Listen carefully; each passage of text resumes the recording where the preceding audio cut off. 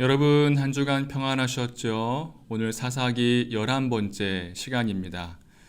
지난 시간 입다에 대해서 살펴보았는데요. 좋지 않은 가족 형편 속에 건달로 살았던 입다는 자신을 드러낼 수 있는 전쟁을 기회로 삼고 그 싸움에서 이기기 위해 쓸데없는 서원을 했었습니다. 결국 그는 자신의 딸을 제물로 바칠 수밖에 없었지요. 이후 입다는 자신을 시기했던 에브라임 지파를 분풀이 삼아서 42,000명을 죽이는 비극의 사사가 되었습니다. 그 상황에서도 하나님은 입다와 이스라엘 백성들을 긍휼히 여겨주시는 좋으신 하나님을 우리가 만날 수 있었습니다. 오늘은 이스라엘의 마지막 사사입니다. 삼손이죠. 삼손하니까 벌써 힘이 막 솟아오르는 것 같죠. 삼손하면 저는 슈퍼맨이 떠오릅니다. 슈퍼맨의 힘이 매우 세죠. 차를 손가락으로 움직이고 건물도 막 들어 올리고 하는데 이 슈퍼맨의 힘이 결정적으로 빠질 때가 있습니다. 바로 크립토나이트를 보거나 그것을 만지면 이 슈퍼맨의 힘을 못 쓰게 되고 또 맥을 못 춥니다. 삼손이 머리 잘린 후에 그렇게 되잖아요. 그래서 어릴 적부터 삼손이랑 슈퍼맨이 좀 비슷하다라는 생각을 했던 적이 있었습니다. 저는 삼손을 슈퍼맨과 비교했는데 초대교회 교부들은 삼손을 그리스 신화의 헤라클레스에 비교했더라고요.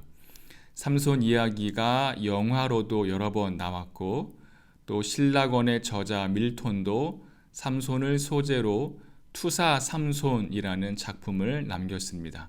이렇게 대중적이면서 또 독특한 이야기가 바로 삼손인데요.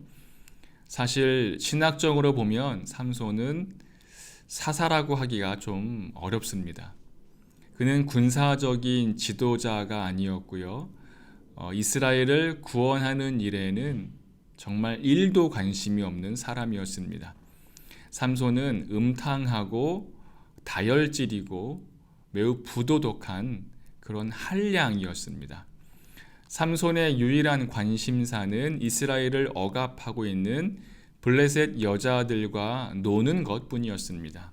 간혹 그가 블레셋 사람들을 괴롭힌 것은 단순히 그의 불타는 정욕과 복수심 때문이었지 어떤 민족적 정의감이나 억압당하는 백성을 마음에 두고 하는 행동은 아니었습니다. 하나님 입장에서는 조금 골칫덩이가 아니었을까 싶을 정도로 삼손에게는 실망스러운 부분이 많이 있습니다. 그런데 단순히 삼손에게만 문제가 있는 것은 아니었고요. 이 시대에는 이스라엘의 영적, 사회적 부패가 극에 달한 상태였다는 것을 무시할 수가 없습니다. 우선 삼손의 이야기는 사사기 13장부터 16장까지인데요. 크게 세 부분으로 구분됩니다. 삼손의 출생에 대한 이야기가 13장 1절부터 25절까지고요. 여인과 관련된 두 사건의 이야기가 14장 1절부터 15장 20절까지입니다. 그리고 마지막으로 삼손의 몰락과 죽음에 대한 이야기가 16장 1절부터 30절까지입니다. 하나님은 이스라엘을 40년 동안 블레셋 사람들에게 넘겨주셨습니다. 40년은 사사기에 기록된 이방인들의 억압 중에 가장 긴 시간입니다. 이렇게 40년 동안 괴롭힘을 당했지만 이스라엘은 하나님께 부르짖지를 않았습니다. 이것은 삼손 시대의 죄악이 가장 절정에 달했다는 것을 시사하는 것이죠. 이렇게 이스라엘이 하나님께 부르짖지 않았는데도 하나님은 이스라엘을 그대로 두지 않으셨습니다. 하나님 스스로 이스라엘을 위해 구원자를 주시기로 결정하신 것이지요. 소라 땅의 마누아라는 사람과 임신하지 못한 그의 아내에게 여호와의 사자가 나타나 한 아이가 잉태될 것이라 말씀해 주셨습니다. 그리고 그 아이가 정결하게 구별되어서 하나님께 바쳐진 나실인이 될 것이라고 하셨죠. 마치 마리아에게 천사가 나타나 예수 그리스도의 나심을 예고한 것처럼 한 불임 여성을 통해 이스라엘을 구원하시려는 참 좋으신 그 하나님의 희망적인 메시지를 보게 됩니다. 삼손은 나실인이었는데요. 민수기 6장 1절부터 8절에 의하며 나실인은 세 가지를 피해야 합니다. 첫 번째는 술이고요. 두 번째는 머리카락을 자르는 것, 또 세 번째는 죽은 사람이나 짐승을 만지는 일입니다. 나실인은 남자 또는 여자가 서원하면 누구나 가능했고 일정 기간을 정해놓고 하는 것이 일반적이었습니다. 하지만 삼손의 경우에는 태어나면서부터 시작되었고 평생을 지속해야 했습니다. 성경에서 이렇게 태어날 때부터 나실인의 삶을 산 사람은 삼손과 사무엘이 유일합니다. 천사가 떠나간 후에 아이가 태어납니다. 삼손의 출생에 대한 기록이 사사기 13장 14절부터 25절인데요. 한번 제가 읽어보겠습니다. 그 여인이 아들을 낳음에 그의 이름을 삼손이라 하니라. 그 아이가 자라매 여호와께서 그에게 복을 주시더니 소라와 에스다올 사이 마하네단에서 여호와의 영이 그를 움직이기 시작하니라. 삼손이라는 이름은 작은 태양이라는 뜻입니다. 이 이름에 대해 여러 주석들이 있는데요.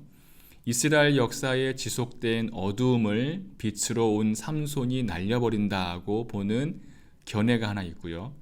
삼손이 태양 같은 힘을 갖게 될 것이라고 예고하는 그런 해석도 있습니다. 하지만 가장 현실적이고 많은 지지를 받는 해석은 삼손의 이름이 태양을 숭배하는 종교를 배경으로 한다는 점입니다. 삼손이 태어나서 자란 이 소라와 에스다올 사이 마하네단 이 근처에 베세메스라는 성읍이 있는데요. 이 베세메스가 태양의 집이라는 뜻이고 태양을 신으로 숭배하는 그 종교의 중심지였습니다. 기드온의 가정이 바알과 아세라를 섬기던 집이었던 것처럼 태양을 숭배하는 가정에서 삼손이 등장하고 있습니다. 삼손의 아버지였던 마노아가 이 천사를 알아보지 못하는 것을 보면 충분히 이해가 됩니다. 그런데 하나님은 개의치 않으셨습니다. 하나님은 삼손을 축복하셨고 아이는 잘 자랐고요. 여호와의 영이 그에게 임하였습니다. 비록 종교적인 어떤 배경에서 나온 그 이름이 마음에 걸리기는 하지만 삼손은 사사 중에서 하나님의 축복을 받았다고 기록된 유일한 사사입니다. 또 모태에서부터 하나님께 구별된 나실인이라는 점이 우리를 기대하게 만들죠. 그런데요, 이제부터 나오는 삼손의 이야기는 전혀 예측하지 못한 방향으로 흘러갑니다. 첫 번째 사건은 딥나의 여인과 결혼한 이야기인데요. 14장 1절부터 20절까지입니다. 크게 네 가지 섹션으로 나눠집니다. 두 번째 사건은 그 딥나 여인과의 갈등으로 인한 복수 이야기인데요. 15장 1절부터 19절까지입니다. 이 15장도 네 가지 섹션으로 나눠집니다. 14장과 15장은 삼손과 관련된 이 여인의 이야기라는 점에서 공통점이 있고요. 또 이 두 장의 구조와 흐름이 매우 비슷합니다. 14장에서 삼손이 마음에 드는 이방 여인과 결혼하겠다고 하자 그 부모가 반대하면서 일어나는 사건들이 기록되어 있습니다. 율법적으로 봐도 나실인이었던 삼손이 이방 여인과 결혼하는 것은 옳지 않은 일이었습니다.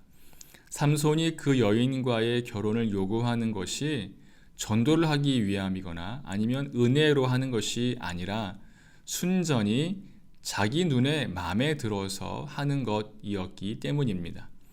부모가 반대한 것은 당연하지요. 그럼에도 불구하고 이 결혼이 강제적으로 진행이 됩니다.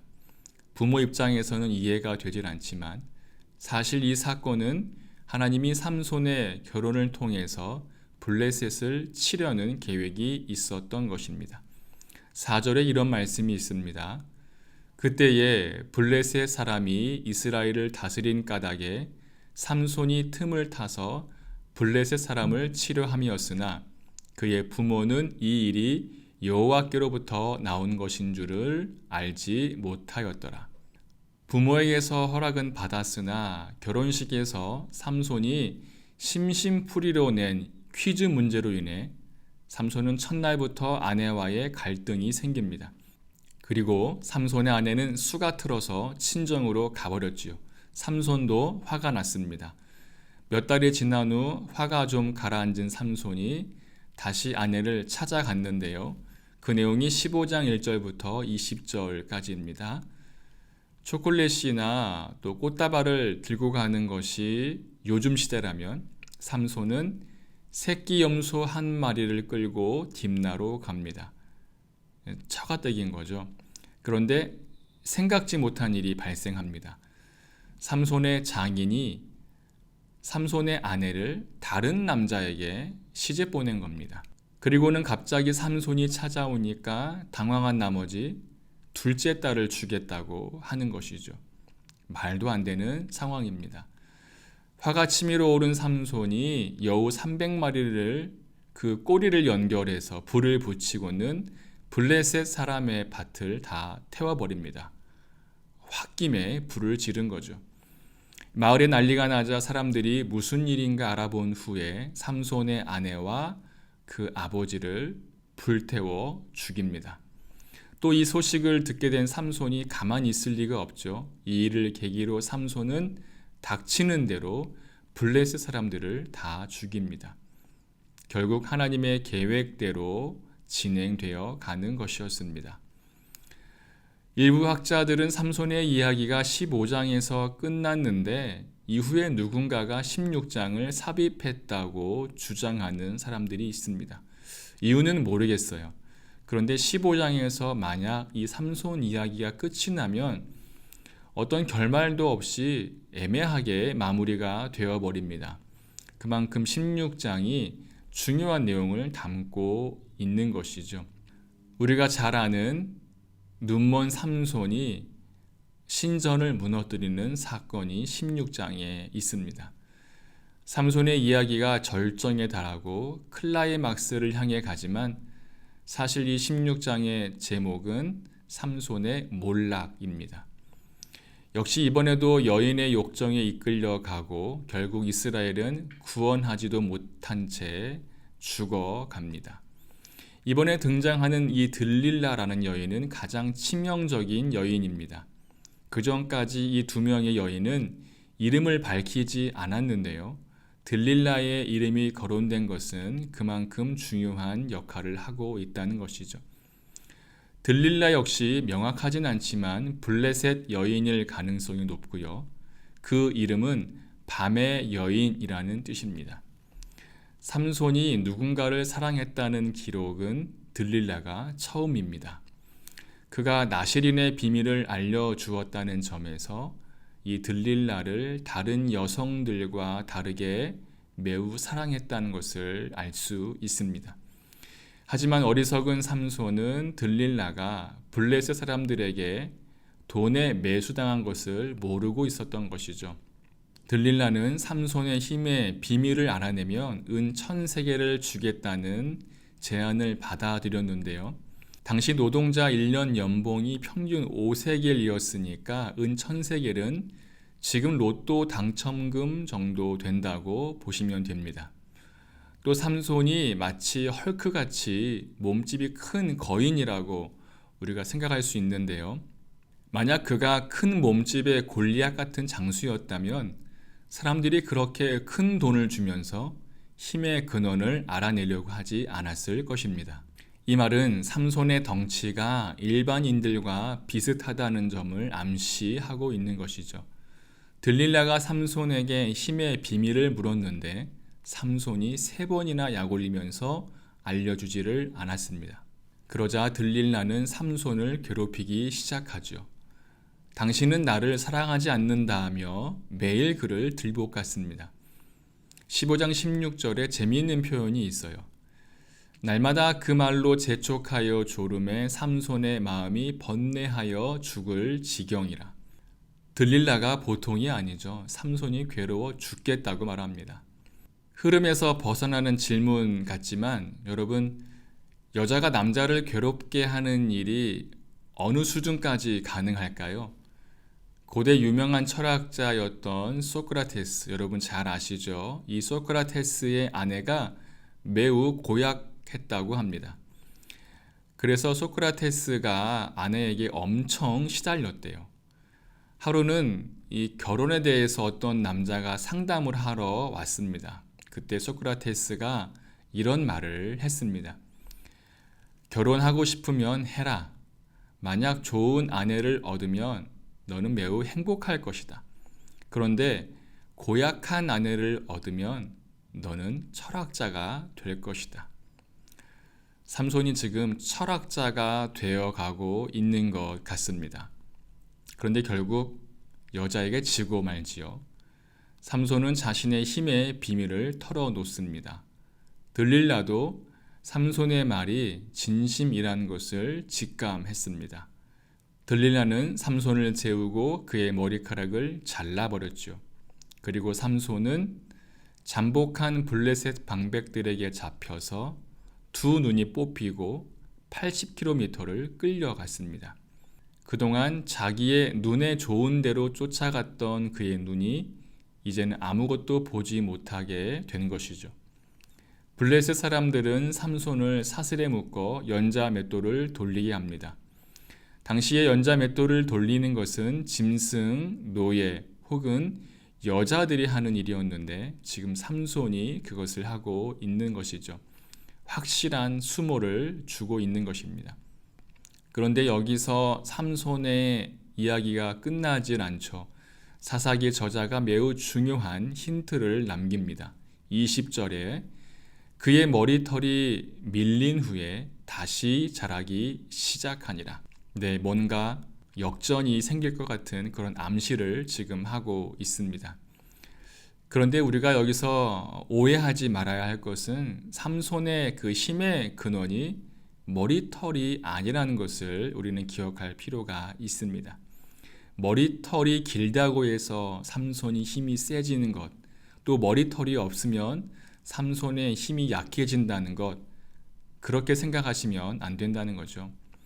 하나님께서 그와 함께 하실 때에 생기는 능력이고요. 머리털은 그가 나시린이라는 것을 상징할 뿐입니다.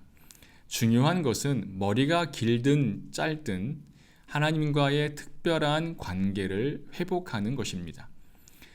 다곤신의 종교적 축제일에 맞춰서 삼손이 제주를 부리게 되었습니다. 어떤 제주를 부렸는지는 성경에 기록되어 있지는 않는데요. 삼손은 잠시 쉬는 동안 소년에게 그 신전의 중심 기둥을 껴안게 하고 마지막 기도를 드립니다. 뭐라고 기도했나요? 사사기 16장 28절에 하나님이여 구하옵나니 이번만 나를 강하게 하사 나의 두 눈을 뺀 블레셋 사람에게 원수를 단번에 갚게 하옵소서. 이번만 나를 강하게 하소서라는 이 기도가 매우 가슴 저리게 다가오면서 호소력이 있습니다. 그런데 사실 이 삼손의 기도는 매우 철저하게 자기 중심적인 기도입니다. 28절에 기록된 그의 마지막 기도는 16개의 히브리어 단어로 되어 있는데 그 중에 5개가 나라는 단어입니다. 하나님의 영광을 위하거나 민족의 구원을 위한 것이 아니라 순전히 자신을 위한 복수를 간구하는 기도인 것이죠. 삼손은 끝까지 자기 자신밖에 몰랐던 사람입니다. 삼손은 이렇게 신전을 무너뜨리면서 블레셋 사람 3,000명 이상을 죽이고 자신도 함께 생을 마감하게 되었습니다. 삼손이 자살한 것이 아니냐라는 문제 제기를 하는 사람들이 덜어 있지만 그것은 소모적인 논쟁이고요. 성경이 말하려는 것에서 흐름을 벗어납니다. 삼손은 자신의 죽음을 통해 처음으로 영웅적인 행동을 한 것이고요. 이스라엘의 구속을 위해 자신을 희생 제물로 바친 것이라고 보면 됩니다. 삼손이 죽었다는 소식을 들은 그의 부모가 그의 죽음을 가지고 가서 소라와 에스다올 사이에 있는 그의 아버지 마노아 옆에 묻어 주었습니다. 삼손의 이야기가 처음 시작된 것이고 그가 어릴 적에 하나님의 영이 임했던 것이고 가족묘가 있는 곳에서 삼손의 이야기가 막을 내립니다. 삼손의 이야기에서 얻을 수 있는 교훈은 리더는 이렇게 해서는 안 된다입니다. 반면교사이죠. 랍비들은 삼손을 가장 형편없는 사사로 평가했습니다. 당연합니다. 그는 나실인이로서 하지 말아야 할 세 가지를 모두 지키지 못했습니다. 시체를 만졌고 술도 마셨고 머리카락도 잘렸습니다. 그럼에도 불구하고 하나님께서 그의 기도를 들어주셨습니다. 하나님의 역사는 우리의 이해를 초월하는 것임을 다시 한번 깨닫게 됩니다. 삼손의 이야기에 많이 나오는 단어가 알다 또는 모르다인데요. 우리는 하나님이 어떻게 역사하시는가에 대해 우리는 모른다라고 밖에 고백할 수가 없는 것입니다. 어릴 때부터 구별되고 하나님의 영에 감동되었다고 해도 그 사람이 끝까지 하나님의 뜻대로 살 것이라는 보장이 없다는 것, 그 부분도 또 고민해 보게 되는 것이죠. 신앙은 누구도 장담할 수 없는 것 같습니다. 그래서 우리는 늘 겸손하고 낮은 모습으로 주님 앞에 엎드려야 합니다. 삼손의 가장 결정적인 실패의 원인은 바로 눈이었습니다. 그가 딥나의 여인과 결혼하겠다고 했을 때에 그의 부모가 왜 할례받지 않는 이방인과 결혼을 하려고 하느냐라고 따졌습니다. 그때 삼손이 그 여자를 좋아하오니 라고 말했는데요. 여기서 좋아하오니라는 히브리어가 내 눈에 좋아서 라는 뜻입니다. 내 눈에 마음에 들어서 라는 거죠. 이때부터 삼손은 자기 눈에 좋은 대로 살아갑니다. 자기 눈에 좋은 대로 여인들을 골랐고 자기 눈에 좋은 대로 재미있는 일을 참지 못했고 자기 눈앞에서 실망하는 그 들릴라의 모습을 보기 어려워 결국 큰 실수를 하게 된 것이죠. 마지막에 그는 그 눈을 뽑히고 말았습니다. 하나님의 눈이 실망하고 있다는 것은 전혀 깨닫지 못한 채 그는 자기의 눈에 좋은 대로 살아온 것입니다. 사사기에서 반복되는 말씀이 그때의 왕이 없으므로 사람들이 자기 소견에 옳은 대로 행하니라 라는 말씀이죠. 삼손은 자기 눈에 좋은 대로 행했습니다. 하나님의 관점은 보지 않고 하나님의 시선은 생각하지 않고 자기 관점으로 자기만의 눈으로 세상을 바라보고 자기 눈에 좋은 대로 선택하며 살아간 것이죠. 이것이 얼마나 우리의 신앙을 타락하게 하고 변질되게 하는지 우리는 삼손을 통해서 깨달을 수 있습니다.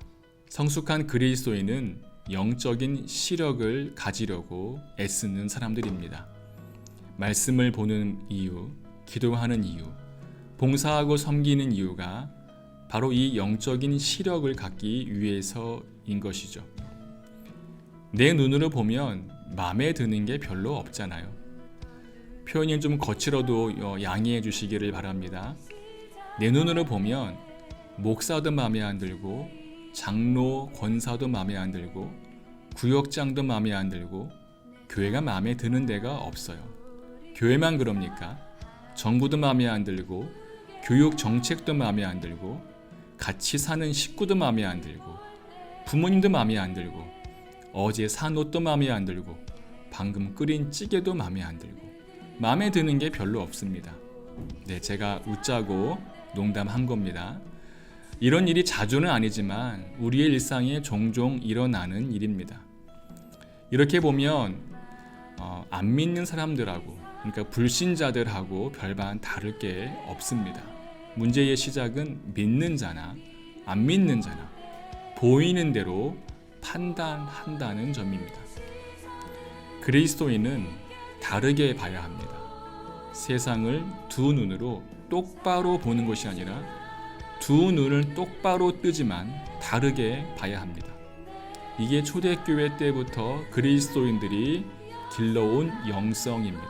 세상을 다르게 보는 것이에요. 사람들을 다르게 보는 겁니다. 이게 가능하냐고요? 가능한 게 아니라 해야 됩니다. 우리 그리스도인들은 이것을 해야 돼요. 인류의 첫 죄가 선악과가 달라 보였다는 것, 여러분 잘 기억하셔야 됩니다. 보암직도 하고 먹음직도 하고 영적인 안목을 잃어버리면 볼 수 있는 것을 못 보게 됩니다. 그리고 보지 말아야 할 것을 보게 되는 것이죠. 안목의 정욕이 우리의 영의 시력을 떨어뜨리는 것입니다. 이 안목의 정욕 이겨낼 수 있는 방법은 바로 그리스도의 마음을 품는 것입니다. 그리스도의 마음으로 바라보면 죽은 사람도 자는 자처럼 보이고요. 맹숭맹숭한 바다도 고기가 풍성한 어장으로 보이고 큰 산도 평지처럼 보입니다. 어린 영혼도 그저 한 아이로 보는 것이 아니라 그 안에 있는 그리스도의 비전을 보게 되는 것입니다. 이렇게 그리스도의 마음으로 한 영혼을 바라보면 마음에 안 드는 사람을 향한 미움이 사라지게 됩니다. 용서하게 되고 사랑하게 되고 품을 수 있게 되는 것이죠. 그 사람을 통한 하나님의 비전을 보게 되는 것입니다. 약점보다 강점을 보게 되고 또 그 약점을 통해서 일하실 하나님을 바라보게 되는 것이죠. 사사기에 이런 일들이 많이 있잖아요. 저는 여러분들이 그런 영적인 시력을 소유하는 믿음의 사람들이 다 되시리라 믿습니다. 이제 다음 시간이면 마지막입니다. 다음 시간에는 소사사들을 살펴보고요. 사사기의 결론 부분을 다룰 것입니다. 가능하시면 사사기 끝장까지 다 읽으시면 좋을 것 같아요. 지금까지 함께 하신 하나님의 크신 은혜가 마지막 시간까지 충만하게 임하기를 간절히 기도합니다. 저는 다음 주에 또 뵙겠습니다. 감사합니다.